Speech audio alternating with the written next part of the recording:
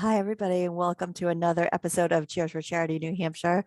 I'm Lisa Kessler from Kessler Insurance, and I am here with my friend Joanne Burchuk from Lighthouse Physical Therapy. Hi, Joanne. Hi, Lisa. Hi, everyone. Welcome to another episode of our Cheers for Charity initiative. And very happy to introduce today. We have Karen with the New Hampshire Center for Nonprofits. Well, welcome, Karen. And please introduce yourself and tell us a little bit about your organization. Sure. Thanks for having me. I'm Karen Kriegel from the New Hampshire Center for Nonprofits. I've been there for about a year as the project and relationship manager. And before that, I worked in nonprofits all around the state for more than 30 years. And I use the center to gather resources and attend trainings and connect with other nonprofits. So when they posted the job, I'm like, I'm your biggest fan, pick me, I'll be a great ambassador for the organization. So thrilled to have this opportunity.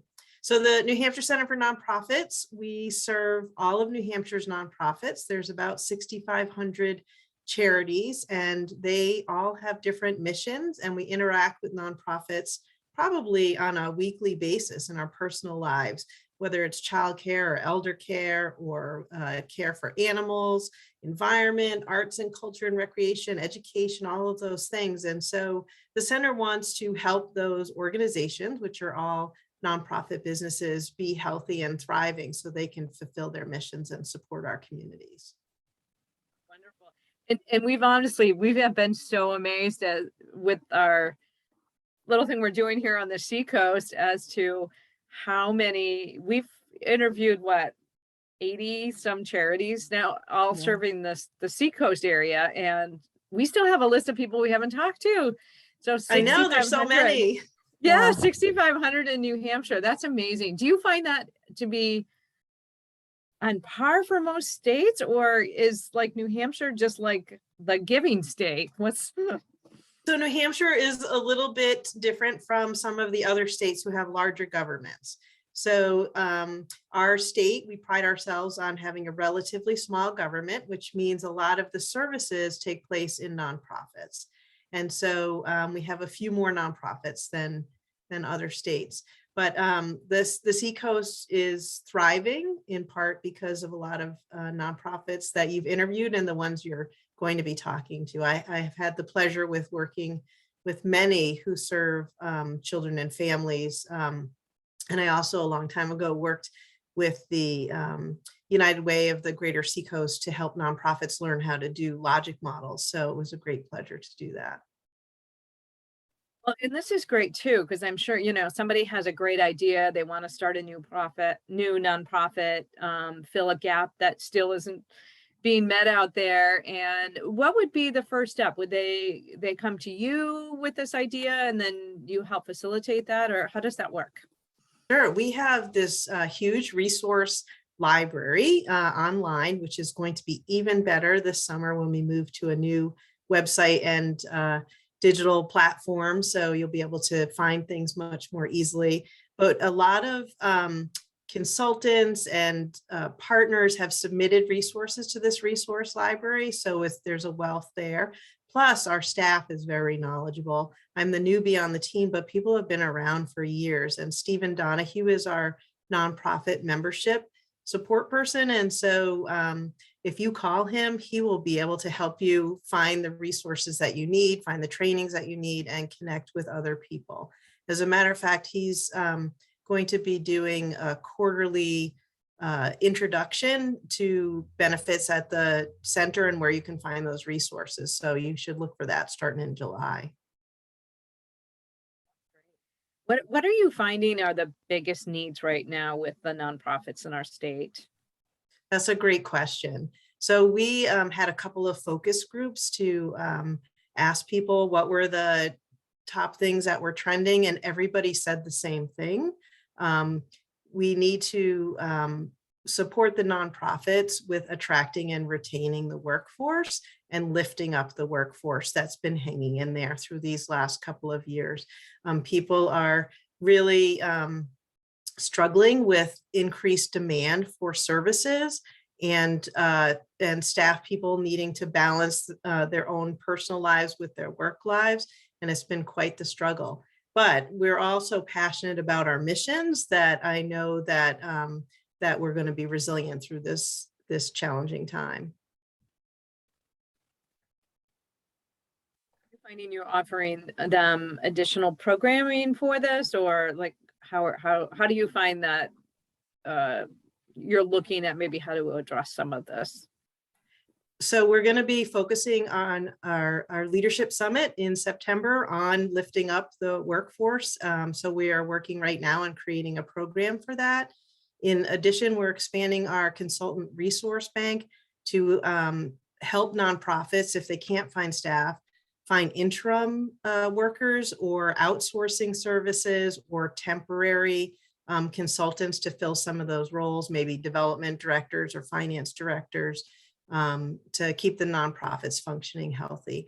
We also just added expertise of diversity, equity, and inclusion, and we are looking for additional consultants to be part of that group, because that's another area that nonprofits are asking for support. So we're hoping to build that out and make those consultants available to nonprofits.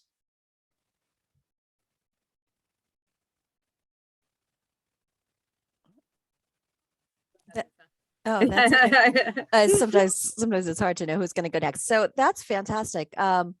So when you say you're able to work with sort of these local nonprofits, are you finding that you work throughout the whole state? Are people coming in to meet with you? Do they use your resources on the website? Do they use workshops? Like, what are the ways that you're interacting and providing those kinds of resources?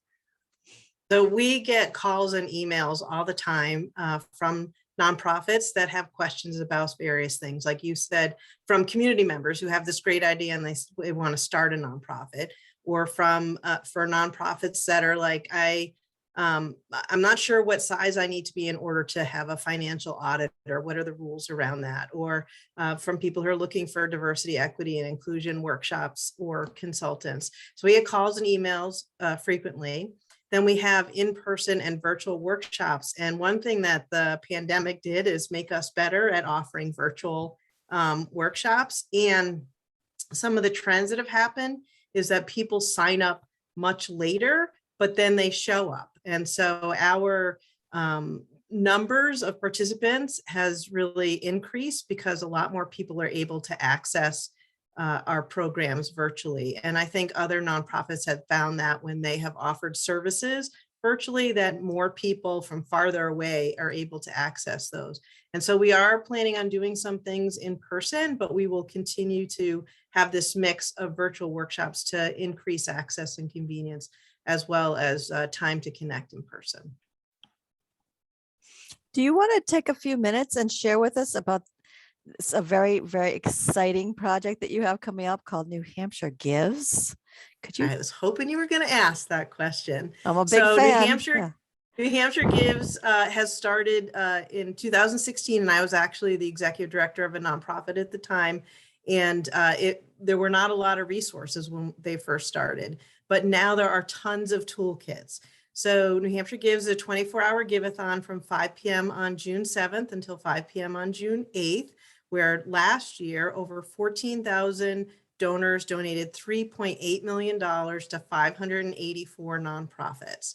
So we currently have over 400 nonprofits registered. There's still, I think, 3 or 4 weeks left for a nonprofit to register. So you can go to nhgives.org and do that.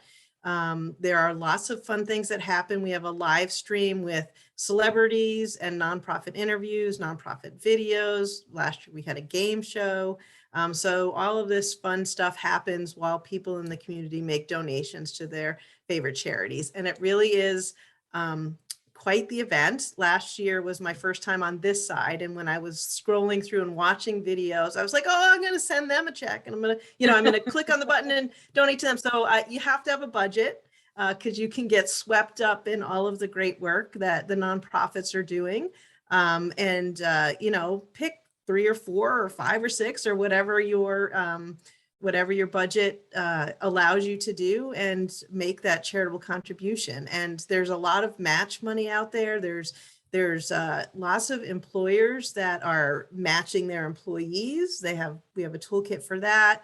or we have businesses that have adopted like a nonprofit in their community. And so if you donate to that nonprofit, the business will match that. So it's really, quite the exciting thing. And you can really learn a lot about all the services that are available when you need it. A family member or friend, a neighbor, somebody might need a service, you can help them find that. It's such a cool program. My favorite part is that you just can click these nonprofits super easily. It's so user friendly. And like you could pick a long list and do a small donation to each, right? And you're Mhm. like, I'm going to help them. I'm going to help them. I'm going to help them. Mhm. And then you just check out. Like you guys make it such a seamless process. It's so fun. And like you said, it's so fun learning about all these other groups that are doing such great work. Yes, I just moved to Pennacook, which is northern Concord. And so last year I said, well, what charities are in my town? And so I was a new donor to two charities in Pennacook just because I lived here and I wanted to feel connected. I mean, that's really what this allows you to do, is to connect to the people who are in your community doing the great work, whether it's with animals, the environment, or other humans. So yeah, it's awesome. Yeah, it's There's, fantastic. there's literally a charity for every passion you may have in your life. There's so It's many out true. there doing It's true. such great work. Yeah. This Yeah, is and the Seacoast has so many great nonprofits. I've worked at Families First Health and Support Center, and I've worked at One Sky, and some others in the area. Odyssey House used to be around, and they really do add to the vitality of a community, supporting everybody that lives there. absolutely. So we've talked to a couple of those that you just named, and oh, so inspiring. So all right, Karen, if people want to learn more, what's the website? Do you do social? How can people get engaged to move forward with the Center for Nonprofits? Great. We'd love to have you check us out at nhgives.org or nhnonprofits.org. And we are on Instagram, Facebook, Twitter, and LinkedIn.